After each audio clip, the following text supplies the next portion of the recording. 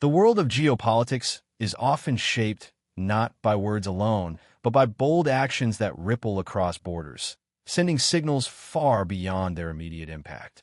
When Captain Ibrahim Traoré, the young leader of Burkina Faso, ordered a drone strike that shocked both his neighbors and global observers, it was not just a military maneuver. It was a declaration, a powerful message directed not only at his adversaries, but also at the West and its deeply entrenched interests in Africa. The event has sparked fierce debates, divided analysts, and captured the attention of ordinary people who see in Traoré a symbol of defiance against systems that have long dictated the fate of African nations. To understand the magnitude of this moment, one must carefully examine the layers of history, politics, economics, and symbolism wrapped inside this singular decision. For decades, Burkina Faso has been seen by many as one of the weaker links in the chain of nations grappling with instability, poverty, and the ever-present shadow of terrorism. Western narratives have consistently painted the Sahel region as an area that cannot govern itself without external supervision, whether in the form of military assistance, aid packages, or financial programs tightly controlled by institutions headquartered in Washington, Brussels, or Paris.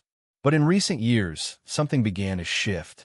Young leaders emerged across the continent, unwilling to accept the old arrangements. Traoré, who came to power through the strength of conviction and the determination to chart a new course, represents that shift in its boldest form. His drone strike was more than a tactical response. It was a test of sovereignty, a warning that Burkina Faso would no longer bow quietly to pressures that undermine its independence. The choice of drones as the instrument of this action is itself deeply symbolic. Drones represent a new form of warfare, one associated with advanced powers, often monopolized by countries like the United States, Israel, and China. For an African state often dismissed as peripheral to wield such technology with precision is a statement that the balance of power is evolving. It says that Africa is no longer limited to being a battlefield where foreign militaries intervene, but can now become the controller of its skies and the director of its own security architecture. By conducting this strike, Traoré was effectively announcing that his nation has entered a new technological and strategic era. But what precisely was the message to the West? To answer this, we must look at the relationships Burkina Faso has maintained with its former colonial rulers and international institutions. France, which once dictated the politics of Ouagadougou almost as though it were an extension of Paris, has seen its influence shrink rapidly under Traoré's leadership. French troops have been expelled, French companies have lost preferential access, and the French language of power is being challenged by a new discourse of self-determination. The drone strike, therefore, must be read not only as a move against immediate threats, whether terrorist networks or destabilizing actors, but also as a direct signal to France and its allies that the days of silent compliance are over. At the same time, the strike challenges the United States and its European partners who have long treated West Africa as a laboratory for their counterterrorism operations. Billions have been poured into programs designed to keep the region under tight supervision, but those programs have often failed to deliver real security or development for the people. Traoré's message is clear. Burkina Faso will take matters into its own hands. If drones are needed, they will be acquired. If technology must be mastered, it will be. And if the world must be reminded that African nations are capable of defending their sovereignty, then that reminder will be loud and unmissable. For ordinary Burkinabe, the strike is seen as a moment of pride, a sign that their nation is no longer at the mercy of forces beyond their control. For too long, terrorism has devastated rural communities, displaced families, and left scars across the countryside. Every village has a story of loss, of sons and daughters taken or killed by extremist violence. Yet international forces that claim to bring peace often left those same communities feeling abandoned. Traoré's decision was therefore not only political, but also profoundly emotional, responding to a collective frustration that enough was enough. By taking action, he aligned himself with the people's longing for dignity and justice. The global reaction has been polarized. Some commentators in the West have rushed to frame the event as reckless, portraying Traoré as a hot-headed young officer endangering his nation. Yet others, including many voices from the global South, have praised his courage, describing him as a leader unafraid to break the mold and challenge the narrative of dependency. In Africa itself, the strike has resonated beyond Burkina Faso's borders, inspiring movements in neighboring states that face similar struggles. Mali, Niger, and others see in Traoré's actions a mirror of their own frustrations and aspirations. In this sense, the drone strike may be only the beginning of a larger regional shift, one that redefines the terms of engagement between Africa and the rest of the world. The symbolism grows even stronger when we consider the historical backdrop.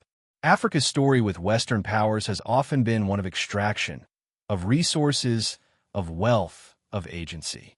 From the colonial period to the structural adjustment programs of the International Monetary Fund and World Bank, the continent's development trajectory has been constantly reshaped to serve interests elsewhere.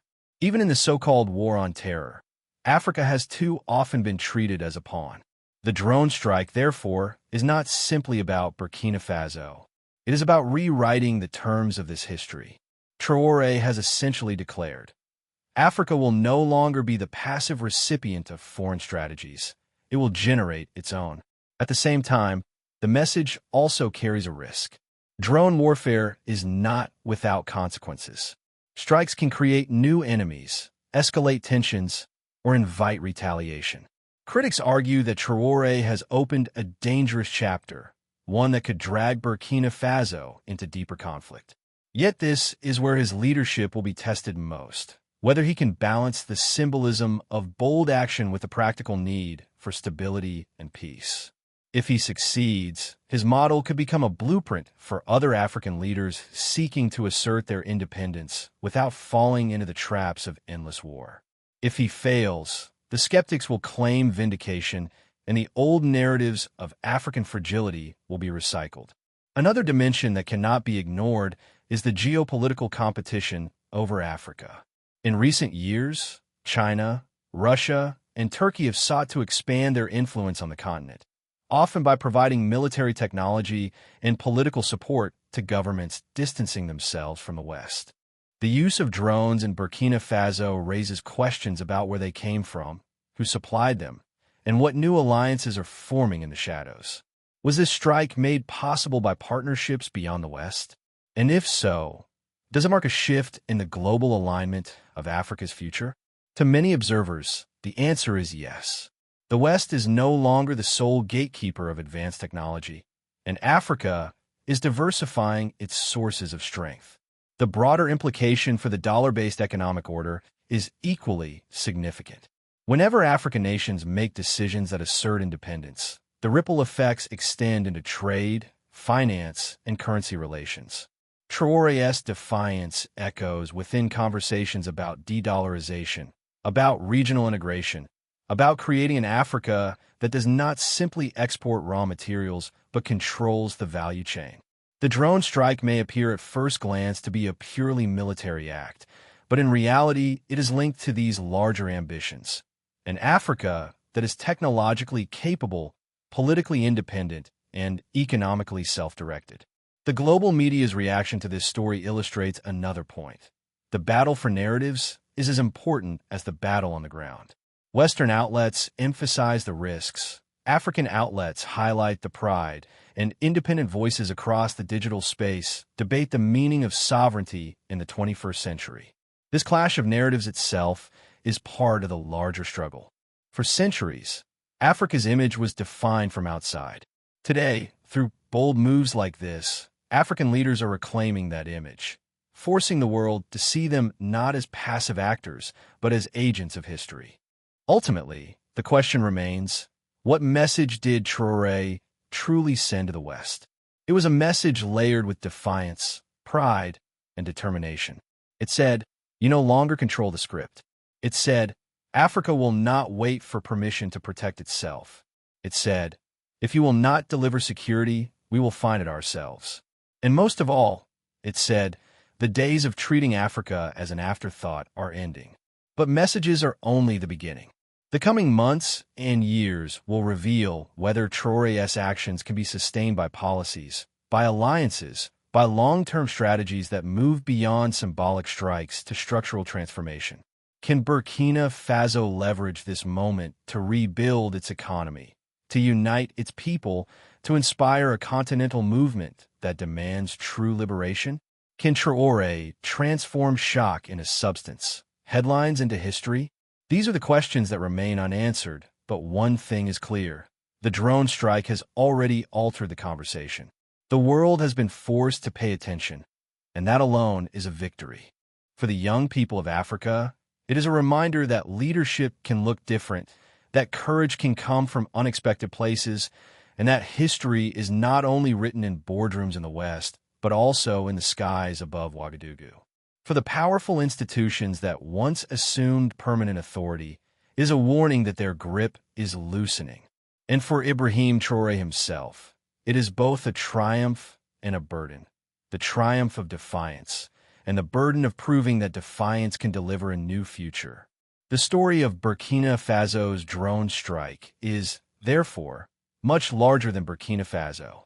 It is part of the story of a continent asserting itself, of a generation rejecting dependency, of a world shifting toward multipolarity.